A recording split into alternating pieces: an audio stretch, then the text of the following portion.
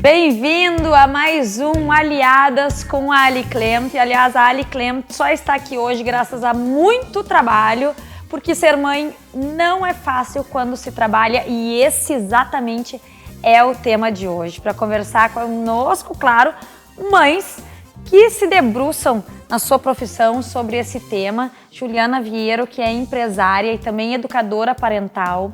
A Thaís Saraiva, que criou a startup Benditas Mães, que exatamente tenta reunir essas informações, esse conteúdo para mães sobre maternidade. E a Rochelle Paz, neuropsicóloga, pesquisadora e à frente de várias lutas que envolvem a maternidade, a vida das crianças.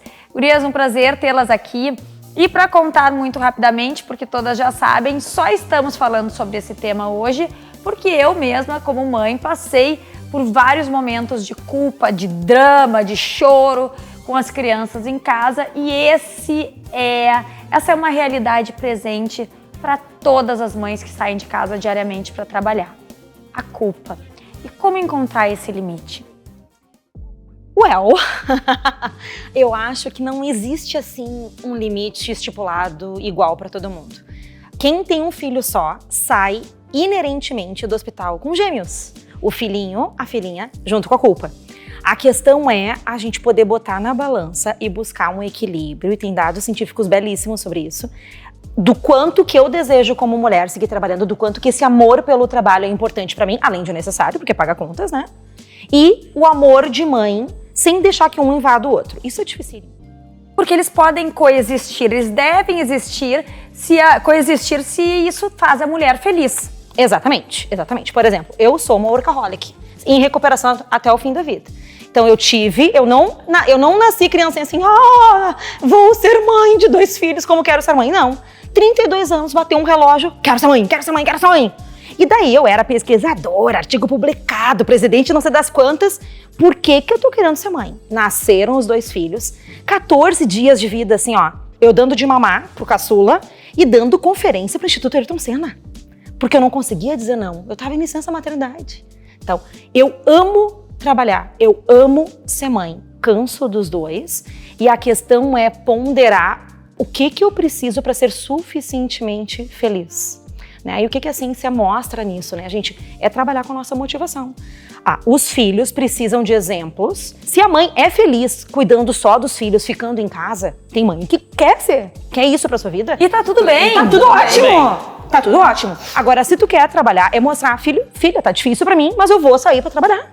Quantas vezes no pós-pandemia, Ali, o Henrique, que é mais parecido com o teu Henry, se grudando na minha perna, mãe, não sai de casa, eu preciso de ti. E eu pensando, o que eu fiz da minha vida? Eu podia estar vendo seriado. E pensando, entende? Que péssima mãe que eu sou. Só que aí, Rogeliana, tu mencionaste algumas questões e o primeiro ponto é o julgamento alheio, porque a mulher se preocupa muito com o julgamento dos outros. Que péssima mãe, será que eu estou certa em sair quando a gente sabe que, de repente, o sonho da mulher seria ficar em casa curtindo?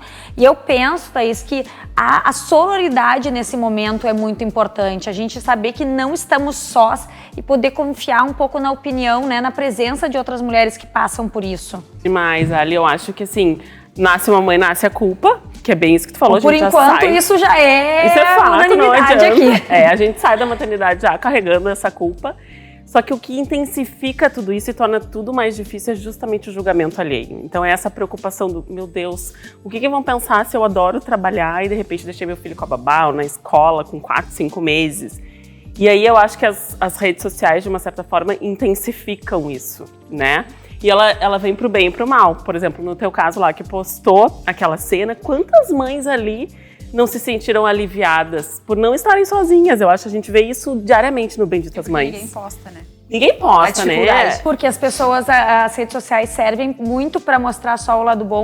E para quem não acompanhou, foi uma cena muito simples em que o meu filho mais novo fazia uma manha que toda criança faz quando eu estava atrasada e eu fiquei mal, porque eu, estava vindo gravar, enfim. Foi uma cena real, a diferença só é que eu dividi ela com muitas mulheres e a grande maioria foi uma enxurrada. chorou, né? Se identificou. manifestou, se sentiu ali, porque todas sentem isso. Exatamente, e dessa forma a gente se sente acolhida, porque tu entende, não, eu não tô sozinha nesse sentimento, eu não tô sozinha nessa culpa, e eu acho que isso tira um peso. Se a gente falar mais sobre isso, se a gente mostrar mais bastidores e não só o palco ali nas redes sociais, falar da maternidade real, ela é assim. E como tu falou, Rochelle, a mãe que fica em casa, ela também vai ter suas culpas, suas neuras, né? E a gente tem que saber lidar com isso. Com cada escolha é uma renúncia, né? Porque até um dia essas crianças vão crescer, né, gente? E daí, onde é que fica o nosso lugar? É dificílimo. Mas por isso que a pessoa tem que saber o que quer. E aí, para dosar também, acho que, Ju, entra muito o teu trabalho de educadora parental, tu que é empresária e leva para dentro de empresas e também para dentro das famílias essa educação de como ser um bom parente, né? Um bom pai, uma mãe, porque ser um bom pai ou uma mãe também requer não deixar os seus sonhos de lado. E ali, sabe que eu costumo dizer nas palestras, né, para dentro das empresas, que eu sento em todas as cadeiras ao mesmo tempo, né, porque eu tô como empresária na Viero e eu tenho ali colaboradoras mulheres e eu tô também na cadeira de mãe em casa. Então, assim, eu sei como é difícil. Pô, ainda tenho coisa para fazer, mas ao mesmo tempo eu preciso ir para casa, né? E a flexibilidade de horário e como é importante a gente olhar para isso, né? Porque o nosso projeto dentro das empresas é justamente acolher os colaboradores, ajudar tanto mulheres quanto homens a lidar com seus conflitos em casa, para que também possam produzir mais, né? Mas um ponto que eu queria falar da culpa, né? A gente fala muito das mulheres com o julgamento, mas tem um papel também que a gente pode fazer pra gente mesma, né? E lidar com a culpa também de uma outra maneira, porque a culpa, ela não é... ela é saudável, né? Quando tu consegue transformar a culpa em responsabilização, né? Então tu olha para aquilo, eu me senti culpada por isso, por uma atitude que eu fiz ou por, né, enfim, algum movimento que eu gostaria de ter feito diferente. O que eu posso fazer?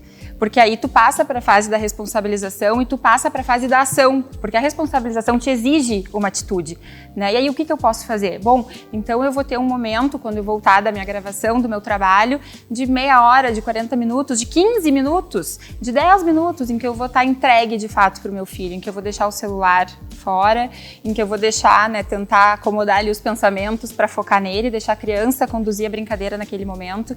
E assim, eu tô falando, gente, de 10 minutos, de 15 minutos, que para uma criança faz toda a diferença, né? E pra gente começa a fazer também. Porque a criança, nesse momento, também tá se sentindo aceita, tá se sentindo pertencente e o comportamento dela também tende a melhorar. E quando tu consegue dizer pro teu filho, depois desse episódio, retomar com o Henry, dizer, olha, meu filho e mamãe, naquele momento eu fiquei muito incomodada, né? Poxa, eu fiquei nervosa, eu fiquei incomodada, eu vi que tu também não estava bem. Tu tá externalizando pra ele o que tu tava sentindo naquele momento. Isso é extremamente saudável pro desenvolvimento dele e pra relação de vocês, porque isso fortifica o vínculo, né? E tu passa a tratar ele como gente, né? Como pessoa, que é o que ele é. E o Henry, a mamãe estava incomodada, passou um programa inteiro feito apenas pra você. Não, tadinho. Mas aqui é um caso querido, mas graças a ele a gente tá aqui conversando. Exatamente. E aos Henriques da vida. As Valentinas, gente, né? Que eu tenho uma. A minha tem uma voz que chega a ouvir lá do... Todos os filhos, todas as mães, né, Thaís? Como é que tu percebe isso com as mulheres ali que estão envolvidas nesse conteúdo que é gerado, nessas relações que são geradas a partir do Benditas Mães? Eu vejo ali diariamente essa questão da carga e da culpa muito forte. E aí tem o trabalho e tem várias outras questões relacionadas à maternidade que a gente se culpa, né?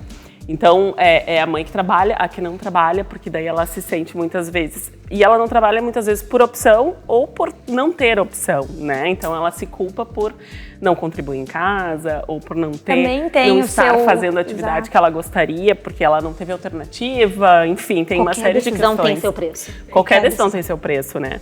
E aí eu ouvindo a Ju falar, aquela questão da gente muitas vezes tá sem paciência, por N motivos, pode ser relacionado ao trabalho ou pode ser outros motivos, e aí agir de uma forma que daqui a pouco a gente se arrepende e aí o pedido de desculpa, né? O reparar, chegar pra né? criança e daqui a pouco pedir desculpa, a mamãe não tava bem, a mamãe tava cheia de coisa na cabeça. Agora, tu mencionaste uma coisa que eu acho importante deixar, assim, para que todos pensem, a importância também de cada mãe, pai, ou enfim, de ter um pouquinho de tempo para si mesmo. Porque a gente passa apagando o incêndio e aí assim, tá, fui lá e trabalhei, aí eu tenho que chegar e também ficar com a criança, e resolvendo todos os problemas do mundo, muitas vezes, inclusive, assumindo questões que não são nossas, que poderia deixar com o companheiro, com a companheira, enfim, e não se dando aquele tempo para respirar, para botar a casa em ordem, para poder, inclusive, ter paciência. Exato. Porque nós, mulheres, Ali, a gente trabalha sempre num sistema de sobrecarga cognitiva. O que é sobrecarga cognitiva? O cérebro vai se puxando para trabalhar melhor a partir da demanda. Só que como a gente assume muitas demandas, a gente está sempre com o potinho cheio, prestes a dar um tsunami, a explodir. O que aconteceu com a pandemia? Né? Vocês lembram daquela briga, escola fechada, pais? Os professores acusando, pais, vocês não querem ficar com seus filhos em casa. Nenhum pai, nenhuma mãe, por mais que ame, nasceu para ficar 24 horas num Big Brother dentro de casa. E não, éramos professores também. Isso, não, né? Exatamente, tudo junto. Então, a instabilidade emocional de tu estar com o potinho cheio demais causa impacto negativo no desenvolvimento das crianças. Mas também tu estar insatisfeita para te entregar 100% para as crianças também causa impacto negativo. É que é verdade, né, gurias? Assim, nada que o ser humano faça 24 horas por 7 vai ser bom. A gente vai ser boa naquilo. Nem ser mãe, nem ser esposa, nem ser dona de casa, nem na nossa vida profissional. Ninguém trabalha 24 horas por 7 dias na semana. Então, isso também serve para nossa função de mães, né? Então, assim, não tem como. A gente precisa de um tempo. E aí é o que eu falo muito da rede de apoio, né? Porque, às vezes, também a gente encontra mães que acabam achando o seu valor com a sobrecarga. E isso é muito complicado, sabe? Eu que atendo famílias, assim, eu vejo uma dificuldade muito grande de desconstruir isso. Então, é como se a gente só se sentisse valorizada com excessos.